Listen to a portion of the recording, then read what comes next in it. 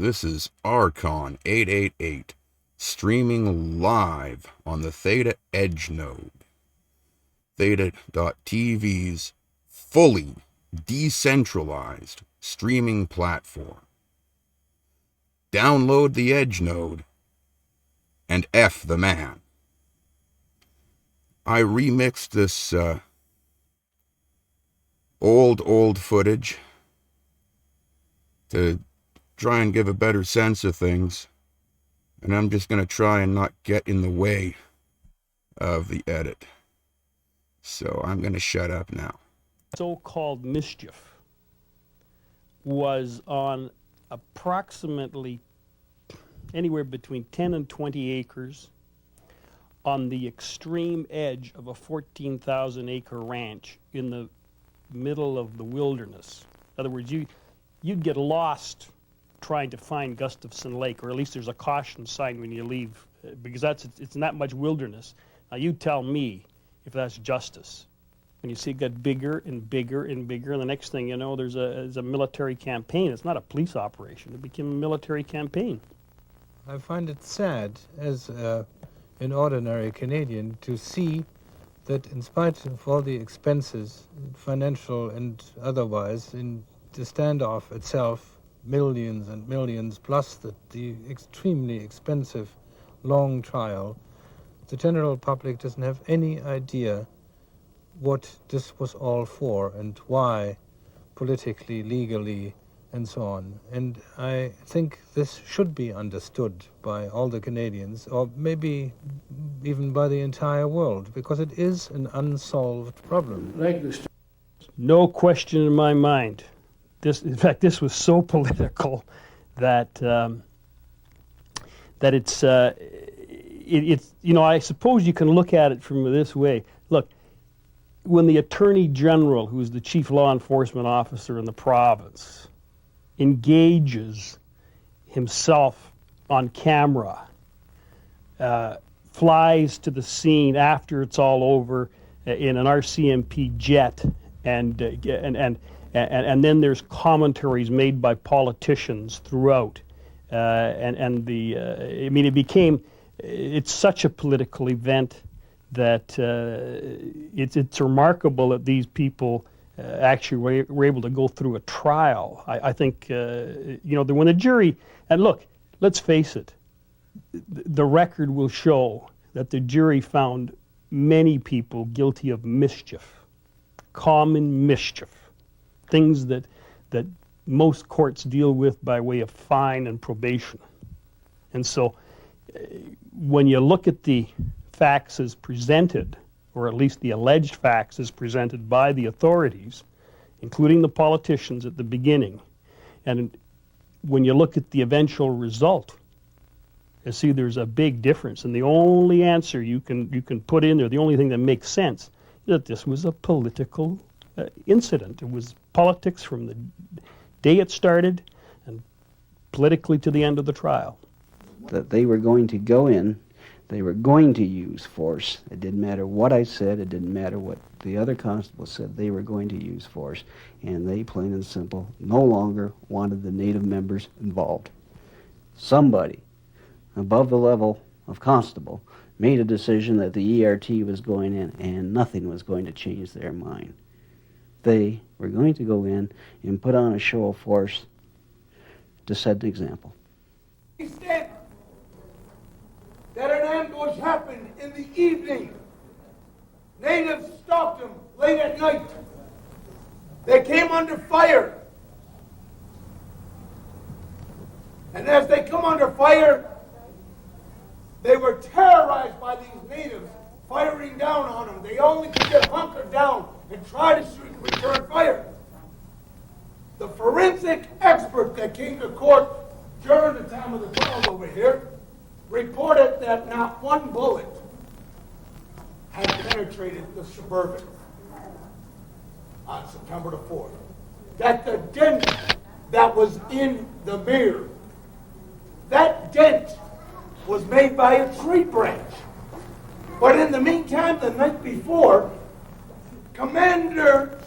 operations commanders Glenn Olfert, Rick Hall, Ken Captain Gates, Earl Moulton, had made contact with General Otting, General Meading, General Chichester, David Collinet, the Attorney General of this province, the former Solicitor General of Canada, Herb Gray, Krebs, Ernie Quantz, Stephen Owens, all sat down and conspired to falsify documentation to the military, saying that one of their members narrowly escaped being killed that evening because they found a .22 caliber slug inside the headrest of the Suburban.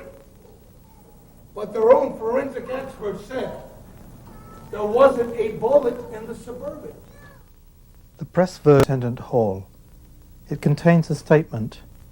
We have this AM, September the 6th, 1995, recovered a .22 slug from the headliner of the Victoria ERT Suburban. That bullet narrowly missed the head of the Victoria team leader.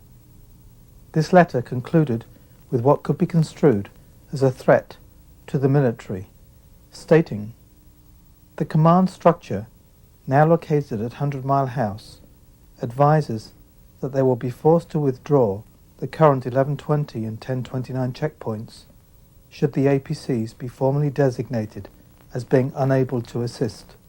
And I don't give a shit what the cost is. It's going to be done. If we have to hire people to do it, and we're full clerical staff from other functions, it don't matter a hell of a lot at this stage. We have to get a handle on information. Was this false report of a shooting simply a repeat of the alleged Suburban shooting of August the 27th, 1995, which was also apparently used to put pressure on the military to provide armoured personnel carriers? The alleged violence of August the 27th became known as a Suburban incident. Here was the official version. We'll give you an accurate version of what we can tell you at this time. At approximately 1450 hours today, 4 of our members, 3 ERT team members and 1 dogmaster, escorted 3 forestry workers to a location on the logging road approximately 1.4 kilometers from Gustafson Lake. The purpose of the patrol was to clear 2 large trees which had been felled by the camp occupants in order to restrict police patrols. While the forestry workers worked on the trees, the dogmaster observed a yellow dog in the forest. Golden Retriever, The retreat! dogmaster gave the order to evacuate. 2 ERT members were successful in escorting the forestry people in leaving the area. The other 2 ERT members had to back the vehicle up in order to get it turned around. And as they were backing up, they encountered a crossfire from semi-automatic weapons. The members continued to back up, taking rounds through the back of the vehicle, which knocked out windows, pierced the gas tank, and blew out the tires. The members continued to back up the disabled vehicle and attempted to return fire in a random manner in attempts to keep the at bay. After backing up the disabled vehicle approximately 2 kilometers, the danger of leaking gas and hot metal required the members to abandon the vehicle and run a considerable distance down the road before being assisted by their team members. When the members encountered the crossfire, they were both hit in the back. Their vest saved them from serious injury and or death. One of our members has severe bruising where he was hit with and the other member retrieved a hot slug from between his belt and his bare skin where he received a minor burn from the slug. Both members are well and have received medical clearance. The RCMP's operational plan with respect to dealing with this matter continues to progress and advance, And of course, other considerations are being taken as a result of today's shootings. Here is the unofficial version we did not hear. The two alleged victims describe events to other police officers. He was going backwards down the road, serpentining. Either a serpentine where the guy could go whack, whack, right, and one of them through the window, and then he went, and they're straight through everything. And it was, he looked like he was directly behind him, a whack, whack, by the line of sight. That they go right through the back window, through the seat, through the silent patrolman, through the seat, and into him. No, I was going to say that we kept it fairly straight on that roadway break. You know, I don't think we were serpentining too bad because that was that was the one thing that I was kind of amazed at, driving backwards at that kind of speed, but firing over my arm like this. I'm doing this to Gordy, saying Gordy's leaned back and Gordy's doing one of these, and then we started taking rounds from both sides. I said, Gordy, I'm hit. Because I said I'm hit, and you said so am I. Yeah. So I mean, it was very close. Like, so, I said, Chin, I got hit, and he said so have I. And then initially, I wasn't sure whether you were saying, yeah, I know we have. Well, he just said I got a sore back, so I do that. I'm 44 years old for Christ's sake. Is it possible for anyone to shoot in the manner described while driving in reverse? Forensic evidence suggests a 9mm was used in the alleged assault. No 9mm was ever found in the camp. An MP5 machine gun fires 9mm shells. Constable Mollendijk, one of the alleged victims, was in possession of such a gun at the time. Fire was returned by Mollendijk and Rocky towards the encampment side. Rocky returned, Yeah, he was driving. he was firing over, he was firing out there too. Mm-hmm. So we could have some dead fucking terrorists. Dan? No, we don't. Not that lucky. The bullets were whistling through the goddamn trees, and that's what really got them in the car. They stuck their guns out the window and started firing to get away, and then that's when the bullets started coming through the truck. And there are some people that seen it as all staged. Like you say, the best answer sometimes is just don't dignify it. I think that And you can reiterate, we are now surrounding an armed camp. Doesn't that speak for itself? What happened to the promised investigation? How could crossfire penetrate directly through the rear doors? Why would ERT members drive straight towards gunfire? What about ballistics reports? Were contradictions ever researched? That is, those two, that is their line. We know that for sure. Yeah. We have no problems with, that's why we've left those two in. And I'm not going to be telling anything about these figures or theories. What was the, does this fit with your ambush scenario and so on? We're not going to be discussing that. Trajectories and stuff, that is way down the road. You guys have got lots more work to do before we can start talking about that. Are you comfortable with that? Very. Okay. On August the 31st, 1995, Bruce Clark was finally allowed inside the camp. He later emerged with physical evidence and an affidavit stating that his ballistic evidence proved that police fired directly at camp occupants and that it was the police who had declared war on the natives.